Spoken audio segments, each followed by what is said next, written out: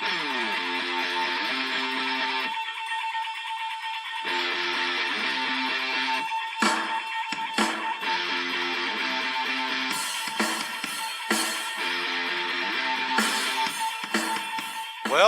to the American Roadrunner Podcast. Glad you could join us for this episode. I am your host, Bob Marshall. Here we share stories from the road, all tales from our two-wheeled motorcycle machines.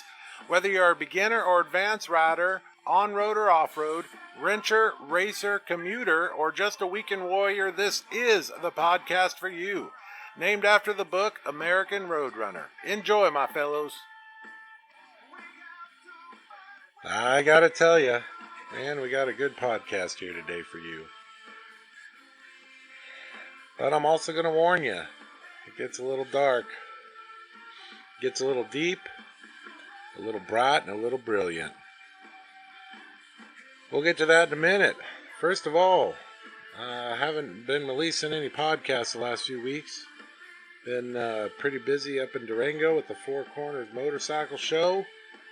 Also, I've been busy building a new studio here in my house, a sound studio to do a bunch of cool stuff that I'm excited to do in the near and far future.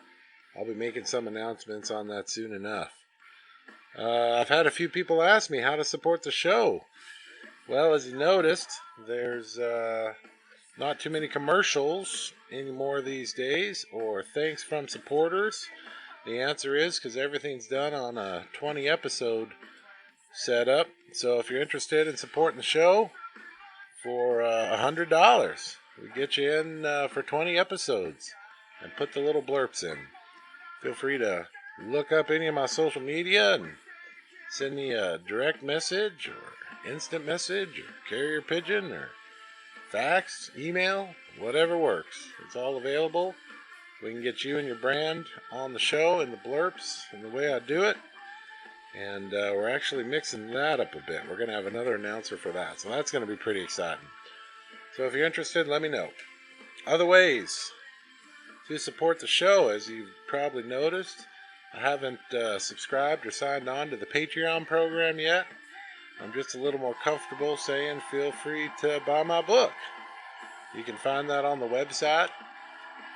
Or on Amazon, American Roadrunner. The book is available in hardback or digital e-format, just about everywhere. And, if you really want to support, don't forget to buy a copy for your mom, your dad, your sister, your great aunt, your second cousin, girlfriends, lovers, whatever works. It always makes a great gift, and as we've noticed, Christmas time is coming, as well as the other holidays that people might celebrate.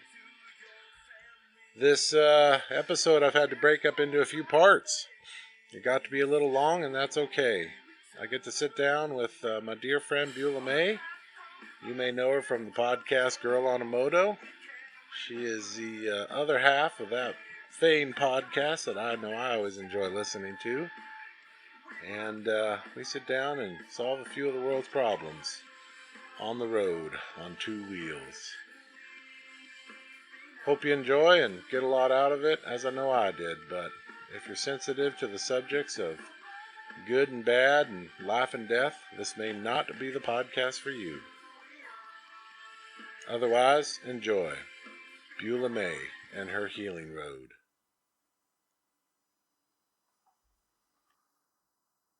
Hello, Beulah Mae. Hi, Bob. Because that wasn't creepy. Yeah, this isn't awkward at all. Well, it could be worse. We could be in my studio, in my bedroom. And then what? People would really think that was odd. Hey, you want to borrow my lighter? Sure. We're going to smoke it up. I can't remember the last time I smoked in someone's house. This is super weird. Well, it's a really old house. It opens up like a dang porch, you know? Thank you, darling. Except we're not doing that right now. We're not on the porch? Can you reach that? Yeah. Let's move this around. Beulah Mae. Here we are. Beulah Mae, Beulah Mae. I asked to be on your podcast. You didn't even invite me. I invited myself. You're always welcome to invite you. You are the love of my life, so You're always welcome to invite yourself. We should tell that story sometime. That'd be funny. What story? How you became the love of my life. I told you to. You told me to. I was standing in front of Annette, to be fair. Yeah. She knows all about it. And you said, where were we? We were at my book signing. Yeah. That's right. We're at my book release party, the book, American Roadrunner, just in case any listeners are wondering. But yeah, there we are at the signing. And I said, what's that coffee shop called? It's like Back to the Grind. Back to the Grind, right. Yeah, on University. I was blanking for a second. One of my favorite places. I had some good memories there. And I said, who should I make this out to? And you said, the love of your life, of course. I wrote it real big, too. The love of my life, Beulah. I think I was joking, because sometimes your family might call you by another name. But we're not going to talk about that. I answer to no other name than Beulah. That's correct. Beulah Mae. This thing's going to be a problem. That's good. I set up my studio in my bedroom. Come here. I got too much crap. Thank you. This is all pretty cool crap, too. I got some cool patches from the last runs. I got some computers. I got some typewriters. Not sure what all that's about. I'm surprised you haven't run out of here screaming. It's a little scary in here, right? This is definitely the batch pad. For sure. The Flying Marshal Laboratory. You know why we call it the Flying Marshal Laboratory? Well, it's my house. I can call it whatever I want. Flying Marshal Racing. That's the name of my race team. See, it's even on my coffee mug. I got it all over the place. Yeah, you do. Family race team. Marshall's my last name. Just in case you didn't know that. Is your coffee good? Yes, thank you. I made it myself. The color of hot cocoa. Well, it's the only way I drink coffee. Thank God Annette keeps some foo-foo creamer in the fridge. Thanks, Annette. Saved the day. How you been? I'm good. I had a good couple of days in a row, so that's good. Well, you've gotten around a lot in the last year. Hey. I have a reputation to uphold, sir. That came out all wrong. What have you heard? You've gotten a ride around. Who's been telling you things? Oh, gosh, that came out all wrong. It's supposed to be in the cone of silence. Everyone who is friends with me is familiar with the cone of silence. That's funny. You want to try that question again? Yeah. And not insult me? Heard you got... Well, if it's going to be someone, it might as well be your asshole friend Bob. Heard you gotten to cruise around on your scoot quite a bit lately. Yeah, this last year's been... I was pretty lucky with my time and made the most of it. Yeah. Because now I don't have that time because I am gainfully employed. This is weird with all these wires. Can we? Is it too much? We can move it. I don't want to. Okay, it's going to make a bunch of noise. Pardon me, listener. No, we're going to go like this. Like that? Can I go like that? Can I go like that? They're cool mics. They work well, but no, they do. They're a little. I can't see you. I can see you right through my. Do you really? I'm not that pretty. You don't need to see me. I do. I can see you just fine though. All right. Is that good? Yeah. Is that good? Sounds good? Quality's good? Okay. Yeah, looks good. Levels look good. Here we go. Okay. It's been a little rough the last year. Yeah. You gotten to ride a lot, though. Yeah. So, we can talk about that. So the first couple, I don't know how okay, so this is what I'm struggling with right now. Yes, ma'am. Announcing my widowhood. Widowhood's a big one. I'm not sure when to bring it up or how, and especially to the new people in my life. Yeah. People that didn't know Mikey. Right. My husband of 20 years, who passed away in a car accident almost a year ago. Yeah. And the hardest part, especially with new people, is because I can still talk about him like in present tense. Like, oh, my husband did this. Mikey did that. Mikey and I went on this camp out. And I'm not sure. I feel like a responsibility to tell people, just to like put my conversations in context. Sure. But to a stranger who doesn't know me, like people outside of work or people who didn't know Mikey, it's like then they're coming up with something to say to me, and it's like, no. Yeah. I'm just saying this to like I said, put it in context. Yeah. And then today, I realized, and this is one thing that was really sweet of my friends and people, people around me, when it happened and they came to the house and were visiting with me and stuff, is it gave them an opportunity to tell about people that they lost in their lives. Sure. Like I had a friend who lost her mom when she was 7, and I didn't know. And I've known her for a few years. We've been riding around, and it's like they don't have the opportunity to bring that up, but she brought it up to me and told me how she felt. And, you know, I'm like trying to look at her through my kids' eyes to like get some perspective on it and, you know, put it together. But anyways, the point is today I dropped the bomb at work just because it's just was starting to feel weird. Sure. And I think I made it more weird because I don't know what I'm doing. I don't know how to do it yet. Yeah. So like I said my piece, and then it was like, oh, okay, well let's talk about the next thing we have to start putting together in the warehouse or whatever. Right. And I think I should have given them an opportunity to maybe say, I don't know. I should have left the opening. I should have left the opening for them to say something back about it, because I don't want to hear them say sorry, because they don't know me and they didn't know him. Right. So, and it does mean a lot to people to get to give their condolences, their best wishes. But I'm not asking for that. You're right. So that feels like, it is hard because it's like you've shared your story with them, though. Right. And so naturally, in return, unfortunately, I've been around it a lot with friends who have lost, other friends who have lost spouses, myself losing my dad, which is a bit more natural, of course, but people want to now you shared your story with them as I've written a book. Now they get to share their story with you. Yeah, I need to leave that space. I need to leave that space, I think, in the future. I'm working on it. It's hard. I'm trying to figure it out. It's not easy at all, and it takes a lot. So that's that. What was the question you asked me? Oh, about writing. You're right. You've got to do a lot of riding since then. So let's go back to that. So for the first couple months, and even now, like I'm still struggling with sleep. It's been getting better, and having this new job, because I was basically off for the last year. The new job's giving me stability and a schedule instead of like, you know, work for 4 days, make a bunch of money, and then go ride your motorcycle for 2 weeks. Now, what were you doing to make a lot of money for 4 days, Beulah? You weren't. Back before this, you mean?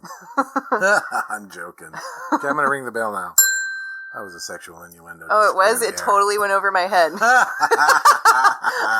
That's great. I give up.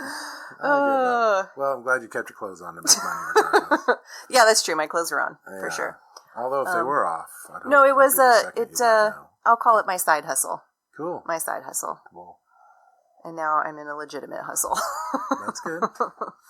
But yeah, so the first couple months, like really, like I would sleep maybe an hour at a stretch. Yeah. And maybe 2, 3, 4 hours a night. Waking up with nightmares? No, I just couldn't sleep.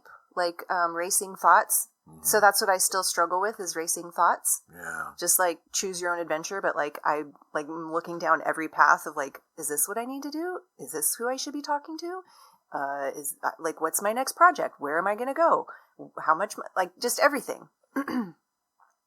So, the first couple months, like, and I mean, you know me, I lost a bunch of weight too. You lost a bit of weight. We've all been worried, but you look good. Don't get me wrong. No, and I'm like, I'm not even sad about it. Like that's the like the weight that I was like kind of trying to lose anyways. But we're jealous. That's all it is. We're just jealous.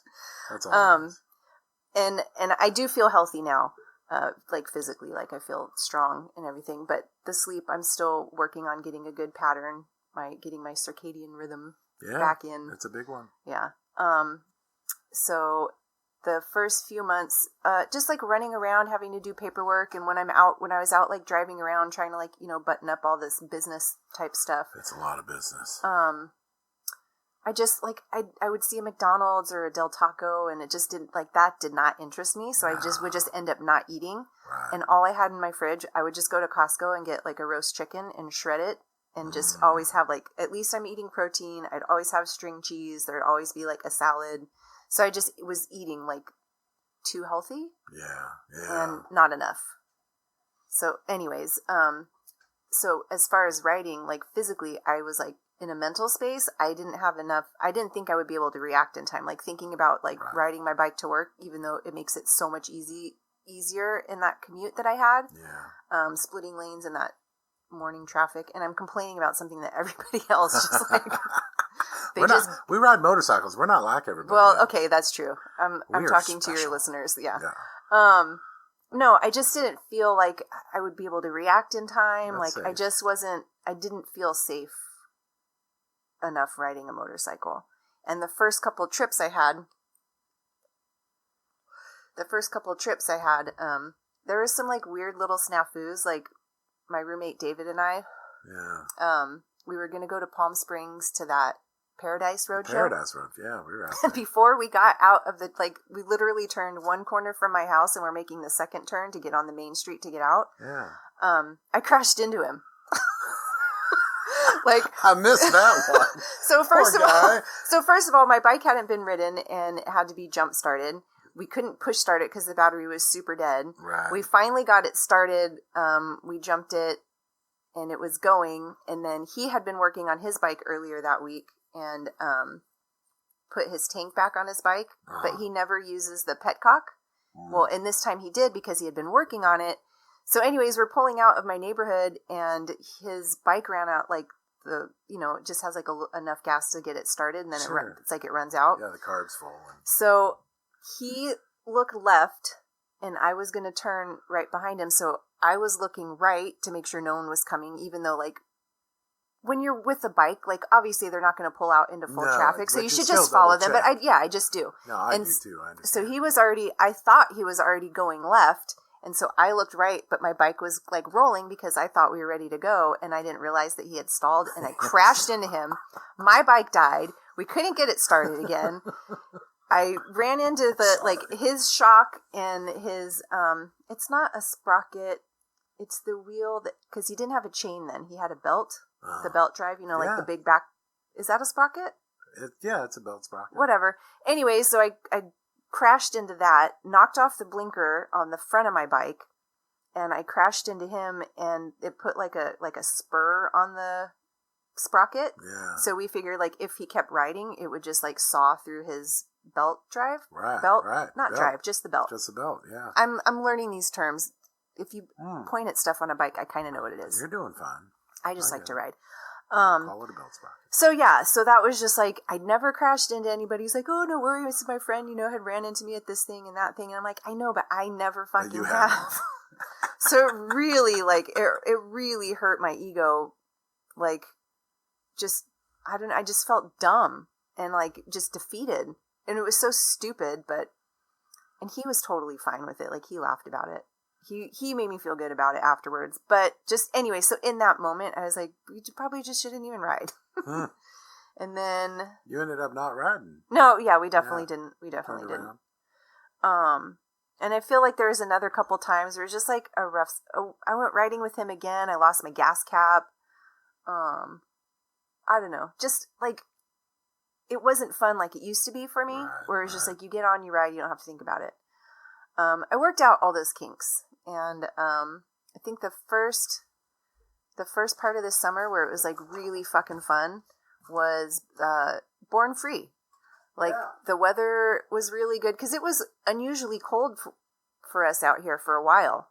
Like we almost kind of had a winter. I know, that was weird. Huh? It was really annoying. But no, Born Free, usually it's like 800,000 degrees, and it wasn't this time. So I went out to the show. Well, Thursday night I went to the races, the Stampede races, and ran into a bunch of friends. I was there. I remember. Yep. It was good to see you. And then Danger Dan ended up staying the night at my house that night because That's right. I live close enough to the racetrack. Because he's like, oh, we're just going to sleep in the truck out here. And I'm like, bro, I have an extra room. I've got a couch. Like, there's plenty of room for you and your friend here. So that was like, and it was like a fan moment for me because like it's Danger Dan, and he was just really, right. It was really fun and like nice to talk to him and get to know him and just be silly and hear his theories and his ideas, and it was just really interesting, and that's something that I would not have been able to experience you know. Yeah, no, I agree, and So I think that's a wonderful thing about our community and people in our community. We get to, Dan stayed here once, maybe just a month or two before that, and that was funny because he crashed on my couch. The guy was so tired he just crashed. Like, he didn't grab a blanket. I remember I ran to the store for some smokes or something. I came back 10 minutes later, he's crashed out, so I just threw a blanket on him, and his hat was on his face and he was out. Yeah. And we woke up the next morning and did that podcast. Although I'll tell you, when we were doing that podcast, he kept getting up to get us coffee. I just had to get up and get myself coffee. No, I'm just kidding. That's just fine. But no, he's a good one. And the more I get to know him, the more I like him. Yeah. I got to hang out with his wife and children as well over in Durango. When was that? 3 weeks ago, I guess. So the 24th. Yeah. I'm a fan, and I remember telling him. I mean, it's really great the way he hops around the country. Yeah. This is stuff all of us have been doing for a long time. Yeah, and but the answer is he makes it really cool. Yeah, no, I was stoked to be able to share that and be a part of that. You know, like I've crashed on people's couches, riding across the country, and it was nice to be able to give it back. That's right. And be part of it. That's right. And so that was like the first fun, exciting, cool thing that happened. And then the next night, I was going to go to Cook's Corner, but on my side of the Ortegas, it looked super shitty. So, and I didn't want to ride into it and getting colder. So I stayed. It was cold and it rained. Yeah. So I'm glad I ended up not going. I remember riding in the rain on that one. Yeah. I went to another flat track race in Paris and on Friday night. And then Saturday, it was a big group ride, with my friend Kenny and Rochelle and a bunch of his friends that came out from like Arizona and the East Coast. Cool. And so we had like a really nice ride through Ortega, and that was cool being part of that because there was a bunch of guys that have never ridden through Ortega before, and it was just a really nice ride. Well, that's pretty. Yeah, we had to ride through Ortega the day before, and Dan's bike was leaking so much oil he had no back brakes, so we would and he. Of course, Jer and I would haul ass and get in front of him, and then as soon as we came to a light, we'd all pick a side, and Dan would come hauling ass, whether the light was red or green, he'd come hauling ass through the light because he had no damn brakes. Yeah, no choice there. No choice. Yeah, that was a lot of fun. Yeah. So stay out of the way of Dan. Yeah. So Born Free weekend, good weather. I don't really know much about biker shit, whatever. I just know all my friends are going to be there. You ride a bunch of bikes. You know all about biker shit. Well, I'm learning, and I'm learning when and how to appreciate that kind of stuff. But I was just there for like the social. You mean like the build bikes? Yeah, like I don't know. I'm like, oh, that's cool. Like nothing. No. I don't have anything. I don't have anything to add to that. So I admire and support and appreciate, and that's it. Have you seen it? Have you ever seen a bike and thought, "Oh, I'd look really good riding that," or "I'd feel really good riding that"? I want to ride that someday. I mean, I guess. I don't really give it much thought because that's not really an option right now. Like I've got my bike and I've got Mikey's bike, and that's all I can afford to have right now. So worrying about that, that's not how I collect my data. Listen, it's not how I collect data either. But for the most people, it's referred to as the romantic side of the brain, and for most people, that's what they get excited about, and that's how a lot of motorcyclists come to be. I think they have that romantic notion. It's the same. I don't think it's any different than musicians. They learn to play because they've got that romantic notion of being on stage and being a rock star. No, for sure. I think like the builds and all that stuff are an art, and I've had people like kind of break down some builds for me, and it was just like, holy shit, I had no idea about all that attention to detail or how thoughtful it was. And they're artists. They are artists. They are. Anyways, so like for me, the Born Free was different because like afterwards, I left with my friend Savannah. We went to Cook's Corner, and then I met my friend Jackie, and I went to her house in Newport. Sure. And then from Newport, we went to a bar in Costa Mesa, like just bouncing around to all these different places, and the weather was great, and I was having a good time, and my friends were having a good time. It was super easy, and everyone was super excited just because it was like, summer. Yeah. It was a good weekend. And then on Sunday, I went back to Born Free, and then met up with another friend, and we went riding around afterwards, and it was just like, it just felt good. It felt good to be out and having a good time riding with my friends, finally, again. And that started off, Well, I guess even before that, I did EDR. And then I rode to Milwaukee and did my 1K in a day. Okay, hey, you're going fast. Let's start with EDR. Okay, we'll go back that's probably really the start because and then you know what, this is actually a good subject because I had planned on going on this trip with Mikey, my friends Rich and Marissa. You know them. You had Rich on the show. Oh, I know Rich and Marissa well. Yeah, lucky me, they're good people. Yeah, no, totally. Lucky us, they're great people. Yeah, no, they're really good friends and they've been really good to me. I appreciate them. But they invited Mikey and I to come down with them to EDR, so I was already planning on going. Right. And so I still went. I went with them. I went with a good group of friends. My friend Sandra rode with us. That was great. You guys look great too. Rich was on that. The Denvers. Denver. Yeah, stopping every 50 miles for gas. But I knew what I was in for. Like, some people might complain about that, but I was like, fuck it. Like, Oh, can you curse on yours? Are you explicit all content? You want. There's a big fat E next to American Road Runner Podcast, darling. But yeah. E is not for everyone. It means explicit. Just a heads up. No, yeah, the weather for that was great. Nothing major happened. I mean, we all had a good time. That weekend was really good. It was really just like, I think that's the first time I was able to like open up. Just like, I had no plan. Yeah. And that's not like me. Like, usually I have everything planned. I mean, I have a lot of shit in my calendar just because I need to know like kind of where I need to be. Well, you got you're rocking that whole mom thing. Right. Yeah. Right. So yeah, I would say actually it probably started with EDR because that was a really good, successful trip and I had like a really good time. But there was one, like the second or third night, like I literally was crying because I couldn't sleep. I was like, I just want to fucking sleep. Well, I think that was that the night I'm going through downtown San Felipe? No, that was Sunday night. Oh, okay. That was just the last night. And by then, yeah, I was just exhausted. Well, that was good. I'm riding through downtown San Felipe and I'm stopped in traffic and I'm like, curse this Mexican traffic. And all of a sudden someone jumps on the back of my bike and I think, there's a pretty woman on the back of my bike. And it's Beulah and she just saw me riding down the road and jumped on the back. I held the churros. I did a job. Yeah. She's like, where are we going? I go, well, we're just going around the corner for churros. It's not that, but it's churros, so it's exciting. Oh, that was good. Who makes a run for churros at midnight in San Felipe? I guess it's me. But yeah, so that was that trip I think probably was the one that really got my confidence, like started again with riding. Like, this is comfortable and it's fun. And then from there is when I made the connection with Angel of like, hey, instead of shipping your bike to Milwaukee, like, I'll ride it for you. Right. And she agreed. And that was a cool trip. And even on that trip too, like, it could have been hit or miss with the weather.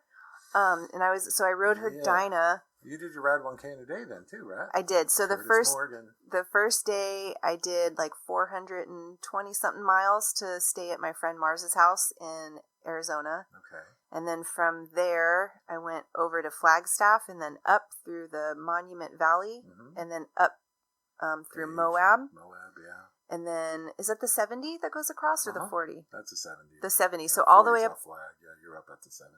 Right. So all the way up to the 70. And then I know there's been a time where I've crossed from Utah to Colorado and went through the snow. So I was worried about the weather. Like, that would be the worst thing. Yeah. But I think that time we had gone south and gone to Colorado Springs. I didn't realize that the 70 doesn't go up and over the mountain. There's a fucking tunnel. So like I had all my snow gear and all my chaps and all my like rubber gloves underneath my regular gloves. Like I was ready to go. And then I'm like, oh, it's a fucking tunnel. Yeah. No, and then the Rockies is still, it's no joke. Stuff will blow in and. Yeah, there was a little bit of snow like blowing in the air, but it wasn't super. I mean, obviously it was cold, but it was just like, it wasn't even landing on the ground. Right. So that, thank goodness, nothing terrible happened through there. And then once I got to Denver, it was like 80 degrees at 6 o'clock at night, and I'm like, why do I have all this fucking gear on? Well, it's better to be. You know, last time we went through there, Annette and I, on our ride, or her ride 1K in a day. Also delivering. Also delivering it back to Angel. Miss Angel. Small world, man. Yeah, small world. How many adventures can we have delivering back to Angel in Milwaukee? For those who don't know the story, Angel's a friend of ours, and she's as young as my daughter, so that's always a joke. Anytime I say something mad, she just goes, "Whatever, Dad." Oh my God, I can picture it. She's rad. So that's a joke that she's our daughter, and she lived out here in Vista and got to know us all real well, and then moved back to Milwaukee for college. And so Beulah took her back, and then Annette took her other back with me on the back, and they're both beautiful Harleys, you know. Brand new. She takes great care of them. But I tell you, we froze going. They call it the Vail Pass in Colorado. They don't call it the Rockies per se. And it is, the weather's just weird up there. I mean, I guess it's as weird as Donner's Pass or anything else. But it's weather. It's weather. We don't have that here in Southern California, so it's all. It seems weird. We do up north, and that's always scares me. Donner's Pass scares me more than Vail Pass, but regardless, it's and Wolf Creek Pass is the scariest, but that's on the other side of, or southern Colorado. I don't know that I've been on any of those. But when I got into Denver, it was about maybe 7 o'clock, so it was getting around sunset, and then from after Denver, it's just fucking boring, like straight Nebraska on the freeway, so there's like no point in being awake. Yeah. During, that's right. Like riding through there in the light. I mean, I don't have anything against Nebraskans or their cute little cities, but it's like when you're on the freeway, it's fucking boring. Yeah. You can't tell me otherwise. Well, so I made it 3/4 of the way across Nebraska, and that's when I finally stopped and got my room, and that was my 1K. But the funniest story was, dude, my eyes were so fucking bloodshot, and I don't know if it was just from the wind all day. I mean, I've got a full face. I've got glasses on, but still, like, my eyes were just completely like zombie, and also been up for 20 hours riding straight. Yeah. Like I look like a crazy person. So I get to my last gas stop and I go in and I just get a half a cup of coffee and I put it on the counter, and the guy's like, "Oh, are we all out of coffee?" And then I looked up and he like saw my eyes. I'm like, "No, I just need like a half a cup of coffee. I've been riding for almost 1,000 miles and I got 70 more before my hotel." He's like, "Just take it. Just take it. Please leave our store." I wish I had $1. And I write about that in my book because I know I look scary to people. You never know I'm a home-owning, land-owning, government worker. Right? They think you're a bum. And right? You feel like a bum because you know you look like a bum. You look crazy. Oh, man. That's so funny. So that was the 1K. And then from there, I went to... I didn't know I was going to Minnesota. I was just like... Oh, yeah? like following my GPS. And so I went into Minnesota, and then... sorry, that's my phone. I'm going to turn that off like an asshole. Sorry. Then I stayed at Savannah's house, just outside of a couple hours west of Milwaukee. That's Miss Savannah. The photographer. Rose. Uh-huh. Yeah. I saw her in Durango 2 weeks ago. Yeah. I met her at the first Babes Right Out, like the very, like Babes in Borrego. Oh, sure. So I've known her for a while, and that's, I'm going to put a pin in that and go back to that. Sure. But anyway, so I stayed at her place. We went out to breakfast the next morning, and then I met Angel in front of the Harley Davidson Museum. Like, that's where I rolled up. Which is just right around the corner from her house. Yeah. No. Well, I don't think she had a place yet. She was still, because she had just got there like 2 days before. I think she was still crashing with some of the Litas somewhere. Cool. And then, so we had lunch, walked around the museum. Then I got on the back of her bike, and she took me to the airport. And like, that was it. Yeah. So that's the one thing about the 1K in a day. I've never had to think about, well, I've only done it once, but I didn't have to think about conserving my energy for the way back. Right. So I just fucking blew through it because there was no consequence. Like once I made it, once I made it to Angel, it was just like, I was done. She's driving me to the airport. The airplane is going to fly me home. My brother's going to pick me up. Like I just have to like have enough energy to lift my feet to get to the next. But like, I didn't have to think about riding back home and packing and dealing with all that stuff. That is true. Every time I've done any type of ride, and I talked to Curtis today, actually. He just sent me one of those texts like, "Hey, call me when you get a chance." I thought something was wrong, so I called him like, "Hey, man, what's up? Everything okay?" He's like, "Well, we can get to the business." And then I felt kind of stupid. But but the answer is, wouldn't it be nice, and maybe that's the way to do it, start at your house, do a 1K ride, and end at your house. Well, I was thinking, no, you don't have to, because I know I can go to Reno and back, and that's 1,012 miles. I've already thought about it. Yeah, sure. Yeah, it is. It is. When I did that ride 1K against Charlie a few months ago, Reno was a halfway point. See? And I knew once I got to Reno. Of course, it took me a lot longer to get to Reno than I ever thought possible with, I don't want to talk about it. All right. I lost the end. I lost. Road closers and freaking Donner's passed me. Oh, sure. Nobody wants to hear that shit. So yeah, those were two good trips that really did boost my confidence and my comfort of riding. Yeah. Those are big trips, dude. Yeah. And then, so after that, the next big trip I had, after that, Born Free Weekend, and then the Oregon Run was my next big trip. And my friend Asla told me about it last year, and she's like, buy your tickets. Like, they sell out in like 5 minutes. Right. So I bought them. I didn't really have any plan. I remember I bought them in March because I was telling people about it. Like, oh, I want to go. I'm like, they fucking sold out in March. Like, yeah, I can't even invite you. Like, sorry. It's nothing personal, but I'm just going. That's amazing. Yeah. That was so much fun. I had a good time. And on that trip, I also never hit bad weather. So that was really good. So it was just like more big. Well, you did hit a motorcycle problem. You had a nice. Well. It wasn't a hiccup. I had time for it, so that was okay. It wasn't like a crunch, really. Well, you showed up a day late, though. I thought for sure you'd be there waiting for me when I crossed the finish line. I'm just kidding. I was like, "Where's Beulah?" They're like, "Who's Beulah?" That was fun, though. I think a few weeks before, you're like, "I'm excited to go to Oregon." Mm-hmm. I'm like, "Yeah, that'll be fun." And you're like, "Okay, see you later." I'm like, "Oh, by the way, see you in Oregon." I'm like, "No way!" No, that's cool. That was great. Those experiences, man, it's just cool. And like I said, I'm usually a planner, and like, yeah, you have to buy your ticket in advance. You have to make sure you have time off. You have to make sure you've got money to, handle the trip or whatever. Well, the money's usually pretty. I mean, I don't know about you, but it's $10 per 100 miles in gas, give or take. Mm-hmm. So you can figure whatever your traffic. If you're doing 1,000 miles, that's 100 miles. That's $100 in gas. And then your regular per diems. And I don't know about you, but I don't eat much on the road. I just can't eat much. I eat very little. I eat better when I'm on the road. Well, obviously. Because I don't have an excuse to not go into my refrigerator. So it's like, oh, I have to eat. Yeah. But no, but those are the details that get you to those places. But for that trip, I really had nothing in mind. I had no agenda. I had no plan. I need to make sure I talk to this person. I need to make sure, I had nothing. I was so completely open. Yeah. And that's one thing that, I don't know if you caught that before, that, I'm not that open of a person. I'm just private. I'm private. I get it.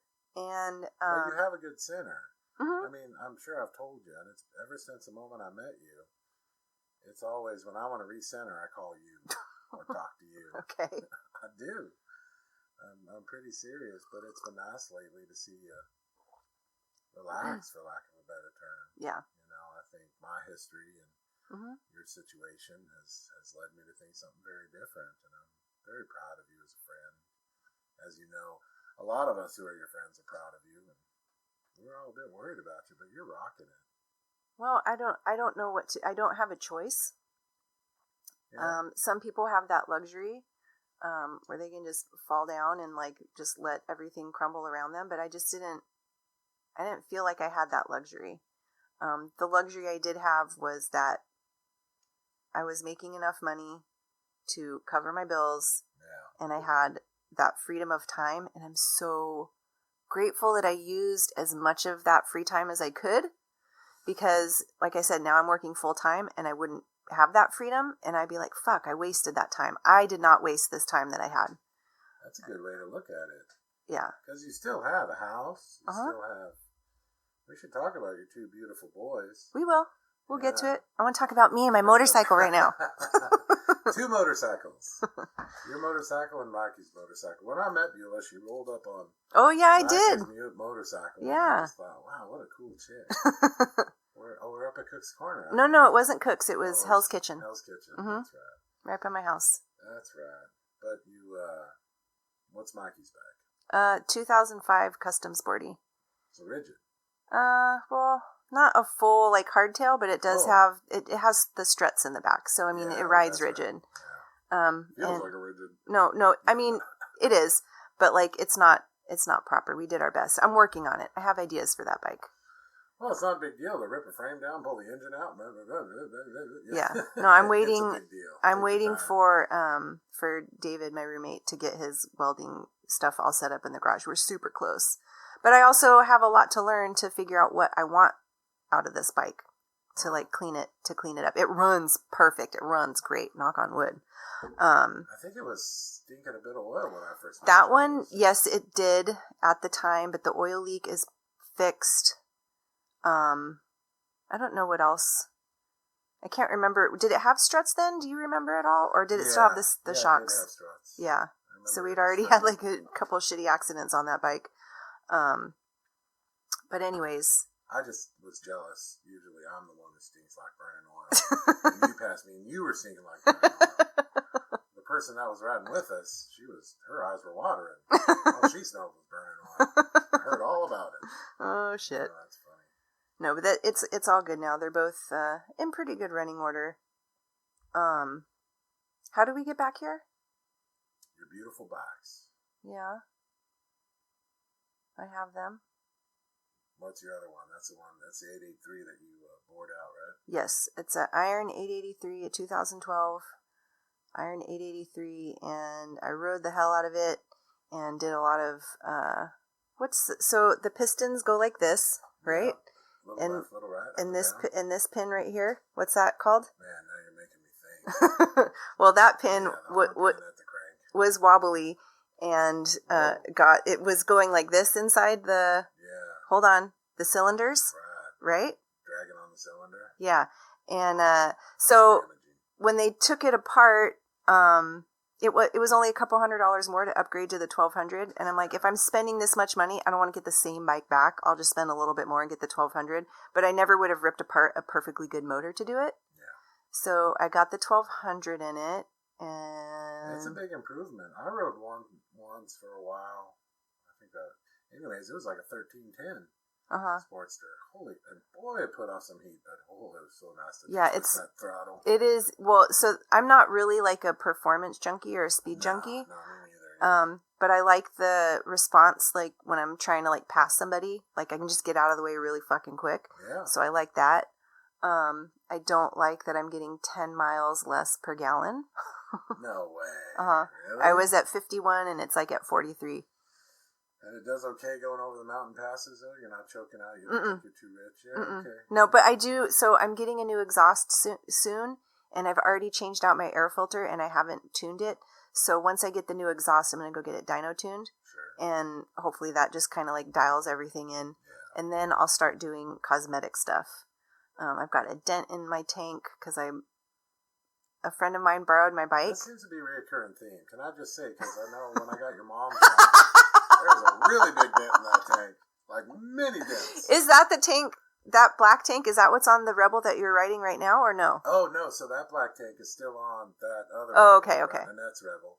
So the tank that had the big ding in it is actually out on that KZ1000 I'm building. I got a KZ1000 that I'm building, and it's got a Rebel tank on it. It's great. Whatever. And all I did was hook up the air compressor to it and blow the dents out. Unfortunately, it blew the whole tank open. Luckily, it's still holding gas somehow. I thought the whole tank's just been bent to shit. Yeah. But, it's going to look great to have a Rebel tank on a freaking KZ1000. I mean, the engine's 10 times the size of the gas tank. Oh, my God. It's going to be a good build. I've been having a lot of fun with it. I need to check that out before I leave. The real laboratory. Yes, out back. I don't bring backs inside the house anymore. I used to. But no, I'll bring a set of carbs in sometime if I'm not wrenching on a typewriter. For the most part, it's easier to keep it all in the back. I was going to put a pin in something. So we were talking about the Oregon run. How you met Savannah? So how I met Savannah. So I met her at First Babes Ride Out, and it was one of her first rides. It was a lot of, anyways, I met a lot of people for the first time at that first one. I'm sure. And to see in such a short amount of time, the life changes that people have gone through. Oh, sure. Like, I have friends who, like, they've had a divorce. They've had, people in their life pass away. They've started company. Like, it's not all just sad things. No, right. They've gotten married. They've had babies. It's just these, and they're not small things. No. They're like huge, like completely life altering things. And to have the motorcycles in common, I mean, that's the common thing that we have. Yeah. It's just been really neat to watch and be part of these women's lives.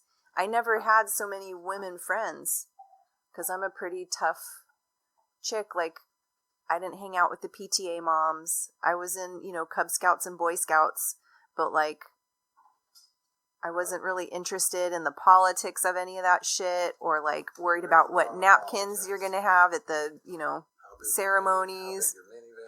Yeah, like that, just none of that interested me ever. I drove an excursion for all that, by the way. So, well, God bless you. Somebody's got to do it, but it ain't me. I get it. I'm sorry. So finding these women that were like as tough and independent as I am, but also had, relationships and kids and things like that. Like, I mean, I'm not friends with every chick that rides a motorcycle, but chances are, if you do, like, well, that's a pretty big thing to have in common. Well, it is, because it's not. It's unusual. It's not even a religion. I think it's more important than that. I stole that line from Melissa Holbrook Pearson's Writings, by the way. She stole it from John Ryan, but those are other stories. My point is that it turns into lifestyle, and it has very little to do with, I don't know, wearing leather or putting helmets on, or, although you look good in chaps. I don't wear chaps, but you look very good wearing chaps. But, I'm just, and we certainly don't party, and we're not sitting here drinking beer or drinking coffee. Yeah, I'm not interested in riding, like, bar hopping or anything like that. I want to ride. That's right. And I think that's a big thing that connects all people that ride. We have chosen to do things better, easier, and faster, and for a lot less money, in my opinion, than the next person in an automobile. Well, that was one of the reasons I really wanted a motorcycle. Like, I don't really know what the bug was where it's like, I'm going to ride a fucking motorcycle. But one of the things is, especially once my kids were older and like I didn't have to drive them to school anymore, I had a lot of fucking free time. I was a housewife for 20 years. Right. And I would just use that time between 8 and 2 to go on adventures. And what's cheaper, like $20 will fucking get you to San Diego. You can have tacos and come back home, and you had an adventure that day. You know what I mean? While everyone else is at work and school, like, and I still had time to come home and do laundry and make dinner. Like, so I guess that freedom, and it's not the same in, a Prius. No, it's not. I mean, I reckon you can still have fun. Hang on, I reckon you can still have fun in a That's Prius. all you, Bob. That's all you. You like the bell? No. Oh. Like, but your reasoning for fun it. in a Prius. Hold my coffee. It's all you. This is all you. Watch me have fun in a Prius, damn it. Oh, that's funny. But anyways, so, because people always ask, what made you want to ride? And that, like, it really just came, that free time and freedom. That's a big one. Plus, I'm a pretty tough chick, so I can handle it. Well, and naturally, women are tougher than men. That's always been my opinion and my view that I've seen. Sometimes, socially speaking, it doesn't always work out that way, but it's really amazing to see what riding a motorcycle does for women. Naturally, as society, you might look at a woman and think, well, I better hold the door open for her.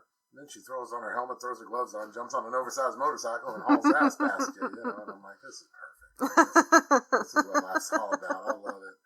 I'll still hold the door open for you. Don't get me wrong. It's just kind of, and thank you for letting men hold doors open for women.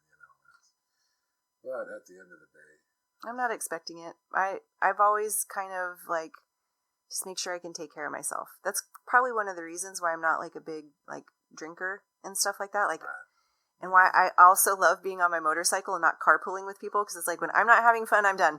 It's not like, shit, I have to sit here for an hour, sober up, and then I can go. Like, no.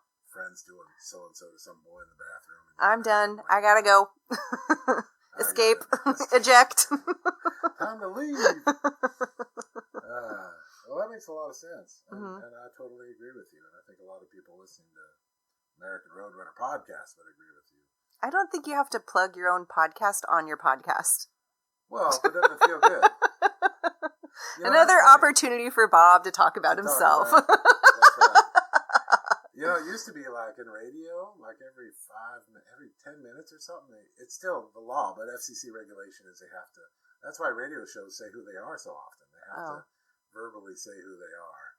And I think I just got into that bad habit. I mean, whatever. You do you. I'll do that. Welcome to the podcast. The new thing is, too, people like to just call them shows. Like, welcome to the show. Huh. So, I don't know. Whatever. Pretty soon it may not be podcasts. I wonder if anyone's figured out that you're Beulah Mae from Girl on a Moto podcast. Oh, yeah. Let's talk about me for a little bit. What a great idea. I do things.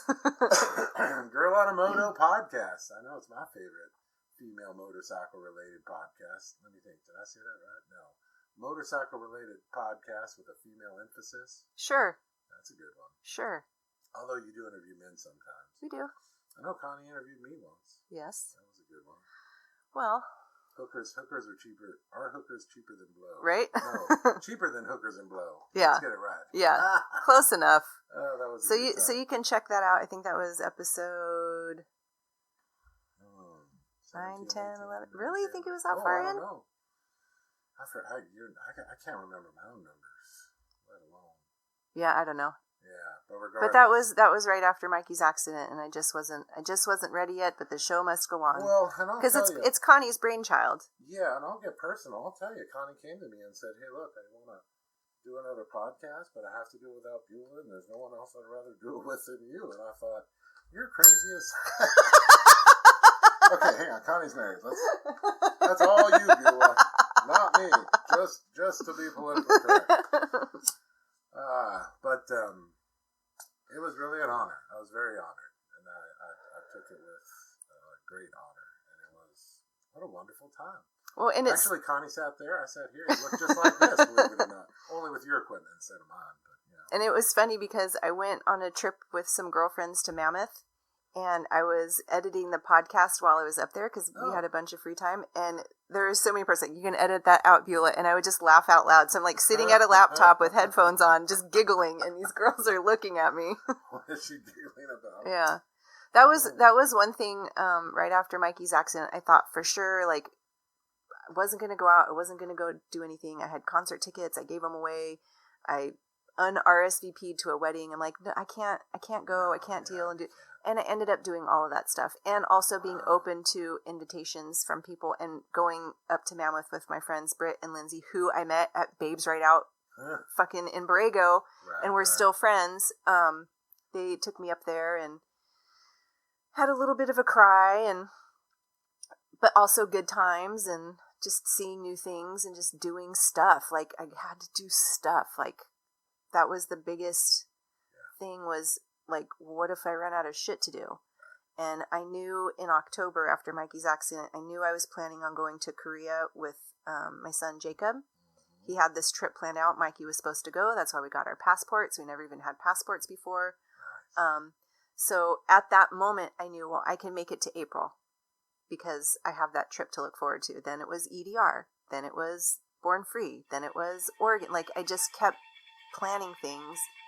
So I had something to look forward to, and not really like on purpose necessarily, but just being open to invitation. Like somebody would invite me out to dinner. Fuck, sure, cool, let's go.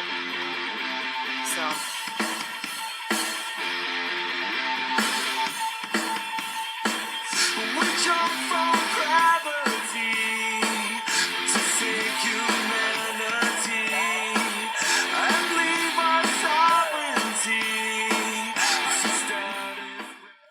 Glad you enjoyed today's podcast. The book, American Roadrunner, can be found on the website at AmericanRoadrunnerthebook.com. Also on Amazon, search American Roadrunner by Bob Marshall. And, of course, available in most digital formats. Find it on eBay and at Chopcult at the online store, chopcult.com. Find us on Instagram, American Roadrunner, all one word. And keep up with us on Facebook, American Roadrunner. This has been your host, Bob Marshall, fellow wrencher, rider, adventure seeker, racer, storyteller, and author of the book American Roadrunner. Music is brought to you by Meek. Their song, Here We Are, off their album Red Sprite Lightning, Meek. Until next time, keep the rubber side down and enjoy your road.